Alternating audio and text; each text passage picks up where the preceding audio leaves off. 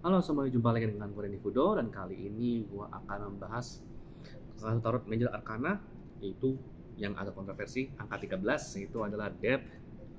Yang ini yang versi Master Palette-nya. Kartu Death seringkali menjadi posisi angka 13, dan karena itulah makanya ini menjadi penyebab kenapa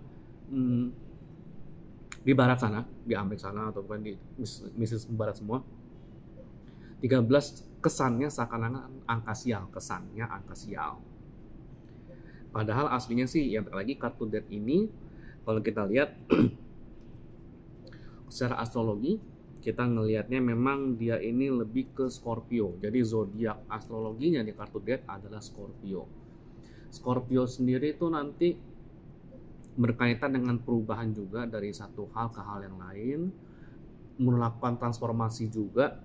Bahkan sebenarnya Scorpio itu dalam secara astrologi juga merupakan zodiak yang berurusan sama dunia underworld atau dunia bawah tanah atau dunia minus atau dunia kematian atau semacamnya. Makanya memang berkaitan banget dengan Death di sini. Ada closely related dengan kartu Death di tarot-tarotnya. Nah, coba begini, kalau di Scorpio itu sebenarnya lebih menunjukkan sesuatu yang tersembunyi, sesuatu yang ditutup rapat-rapat, sesuatu yang dirahasiakan, dan sesuatu yang sifatnya investigatif ya. Jadi kalau kita menekankan dari sisi astrologi untuk zodiak Scorpio-nya, kalau kartu ini keluar, ini menunjukkan sebenarnya dari sisi Scorpio ya, teliti dengan hati-hati sebelum mengambil keputusan. Telusuri dulu, investigasi dulu sampai ke akar-akarnya, sampai ke sesuatu yang tersembunyinya, agar kita bisa mengambil keputusan. Seringkali apa yang terjadi di luar, apa yang kelihatan di luar, di dalamnya itu ternyata tuh beda jauh. Dan seringkali nih, apa yang setelah kita tahu seseorangnya awalnya misalnya bagus banget, dan kemudian ternyata setelah kita menggali tentang rahasia-rahasianya, menggali sisi yang ditutup dan kawan-kawan, interpretasi kita, persepsi kita terhadap orang itu atau hal itu setelah kita tahu banyak tuh akan sangat berubah. Lepas dari berubahnya tuh menjadi lebih positif atau justru malah lebih negatif. Justru kalau di sini perubahan persepsi itulah yang menjadi salah satu kunci dari kartu Death. Jadi Death di sini di tarot itu tidak selalu berarti ada seseorang yang mati. Ingat, kartu Death di tarot bukan berarti selalu ada sosok orang yang mati secara fisik. Hasilnya jadi buat teman-teman yang istilahnya kalau misalnya klien atau teman-teman yang minta baca ke seorang tarot itu dan keluar kartu Death dan dibilangnya ada seseorang yang bakal mati, ya berarti tahulah kualitasnya kayak apa ya, kualitas tarot itu seperti apa. Jadi balik lagi, tidak selalu berarti mati.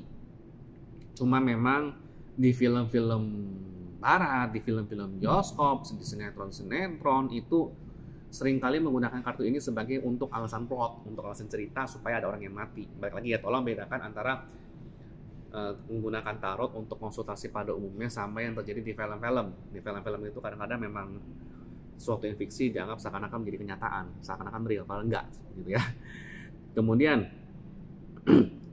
kartu Death ini kalau kita lihat ada orang tengkorak, kemudian ada bunga sebenarnya sih dengan 5 petals di sini sebenarnya ya.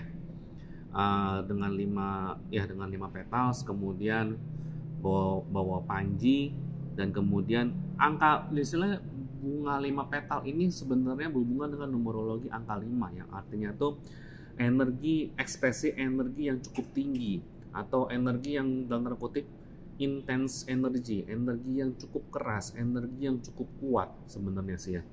Kemudian ada orang-orang yang meninggal di sini, kemudian ada ibu yang melihat ke belakang, ada anak kecil yang dengan polosnya membawa bunga. Sebenarnya sih gini, ini kayak menunjukkan ada orang yang meninggal atau tidur atau semacamnya. Ini menunjukkan ada orang yang akhirnya tuh sudah menerima kematian, sudah menerima unquote kematian. Ibu yang melihat ke belakang sini, ini sebenarnya menunjukkan sikap orang yang abai, tidak mau tahu. akan kematian itu atau tentang death itu seperti apa. Dan kemudian ada sikap anak yang ngajuin bunga.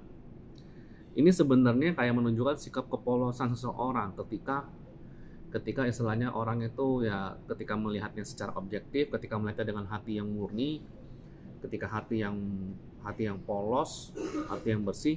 Ini menunjukkan sesuatu yang emang sudah waktunya patut di-embrace, patut diterima, patut disambut lah. Meskipun death ini secara simbolis ya. Dan kemudian di sini juga ada pastor atau pemimpin agama atau semacamnya yang juga berdoa di sini. Ada orang yang memang istilahnya itu berdoa untuk sesuatu yang berhubungan dengan kematian atau perubahan. Kemudian ada sinar matahari di sini yang merupakan melambangkan harapan, gitu ya. Sebenarnya 4 ini sebenarnya mewakili secara umumnya 4 sifat manusia atau 4 sikap manusia ketika menghadapi kematian. 1, dia sudah menerima kematian tersebut, ada sudah bye-bye secara simbolis. Yang kedua, menerima dengan tangan terbuka, dengan pola pikir layaknya anak kecil yang polos, yang masih murni, tidak terlalu istilahnya tidak terlalu menduga-duga. Ada juga yang memilih untuk abai, ya.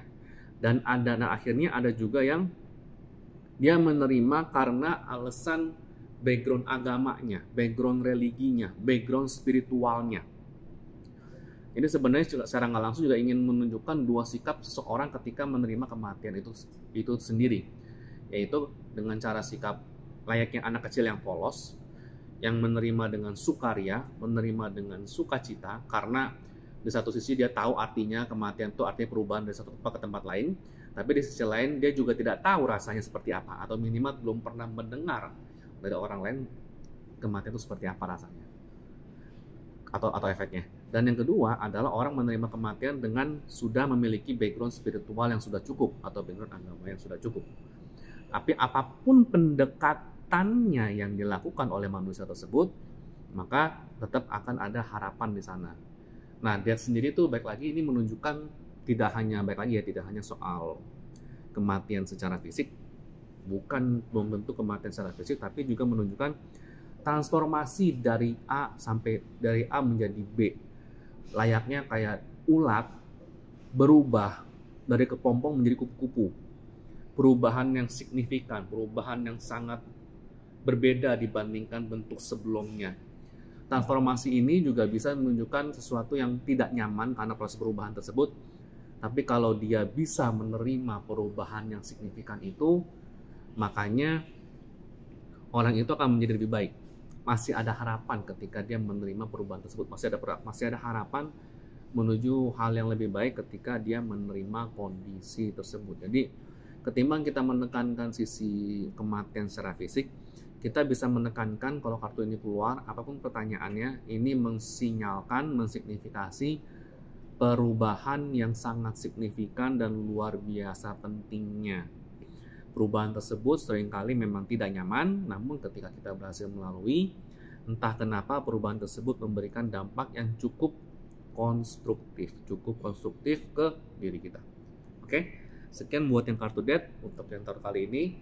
Gue Renny Fudo. Kalau suka ingat like, comment, share, dan subscribe. Thank you.